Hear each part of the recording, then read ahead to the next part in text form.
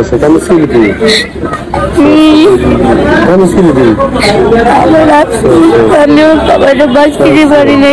আসসালামু আলাইকুম প্রিয় দর্শক, স্ক্রিনটা লক্ষ্য করুন।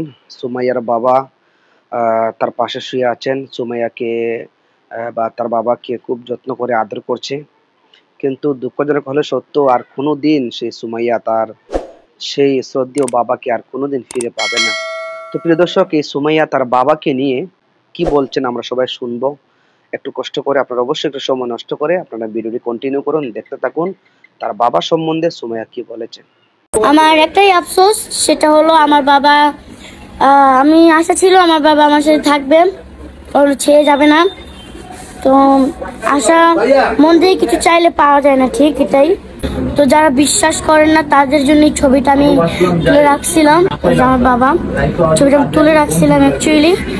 আর সবাই আমার বাবার জন্য দোয়া করবেন, আমার বাবা যেহেতু রান্নার বাচ্চি হয়। আর গাইজ, সত্যি কথা বলতে আমার বাবার জন্য আমার মানে এতটা আফসোস যে একটা মানুষকে বাঁচাতে পারি নাই।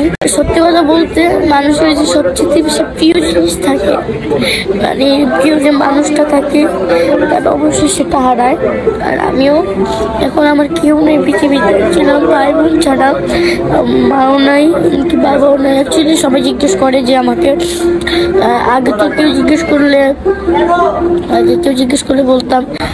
অবশ্যই অনেকজন যাদের সাথে গান করতাম তারা জিজ্ঞেস করতো যে তোমার মা বাবা, তোমার মা কি আছে? বলছে না, আমার মা নাই, আমার বাবা আছে। আমি কার কাছে বলবো যে মা নাই এমনকি বাবাও নাই? মরার আগের দিন আমি বলতেছি, বাবা বাবা তোমার মা ফেলিও, কত ভুল করছি। মাথা নাড়া বলতেছে আমার কেউ বলবে না, আমার একটু পানিতে একটু খাবার খাওয়াতে কত আফসোস, বাঁচিয়ে পারি নাই। মারা গেছে আজকে 8 দিন। যারা আমাকে যে টাকা কামাইছে সেজন্য বেচারা তারা কেউ আসে না। আমার যেদিন আমি সবাইকে বলছি ভাইয়া ভিডিও ছাড়ছে, বাবার মাথা যাচ্ছে যখন কেউ একটু দেখতেও আসে নাই। তো বাট বলার কিছু নাই, আমার আফসোস করেও পাইলাম না। হ্যাঁ প্রিয় দর্শক, কত শুনবো আর যা শুনি, মানে আসলে তার কথাগুলি শুনলে সত্যি হৃদয়ে লাগে এবং চোখে পানি আসার মতো। খুবই কষ্ট হচ্ছে, কিন্তু কিছু করার নেই, সেটাই আল্লাহ পাকের হুকুম। এটাই মানুষকে কাঁদিয়ে আল্লাহ তাআলা সন্তানের কাছ থেকে বাবাকে নিয়ে যাবে, বাবার কাছ থেকে সন্তানকে নিয়ে যাবে। এটি আল্লাহ পাকের পরীক্ষা। তবে কিছু কিছু ক্ষেত্রে আল্লাহ তাআলা মানুষকে হুঁশিয়ারি দেন। তো যাই হোক, সুমাইয়ার কিছু কথা আসলে আমার খুবই খুবই হৃদয়ে লেগেছে। কিছু কিছু মানুষ যারা সুমাইয়াকে নিয়ে সুবিধা করেছে বা যারা নিজেরা অর্থ কামাই করছে, এরকম কিছু লোকও ওর মানে দূর সময়ে পাশে আসেনি।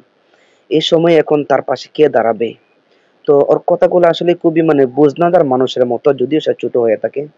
বড় আফসোস হয় ওই সমস্ত ইউটিউবারদের জন্য যারা তাকে আজকে এই অন্ধ রাস্তায় তাকে নিয়ে আসছে। যদি আলোর রাস্তায় নিয়ে যাইতো, সে মেয়েটা আসলে অনেক অনেক উপরে উঠতে পারতো, তার মেয়েটা খুবই ভালো ছিল। তো যাই হোক, কিছু করার নেই, যা হবার তো হয়েই গেছে। পরিশেষে সে দোয়া চেয়েছে তার আব্বুর জন্য। আর একটা কথা লাস্টে বলেছেন, যারা তার বাবাকে পাগল বলতেন, আর একটি কথা বলছে, আমি সেটা উচ্চারণ করছি না। তো এখন আর কেউ তার বাবাকে এরকম বলতে পারবে না, এটা ঠিক। তবে মৃত্যুর পরে সমস্ত মানুষকে আসলে ক্ষমা করে দেওয়াটাই উত্তম।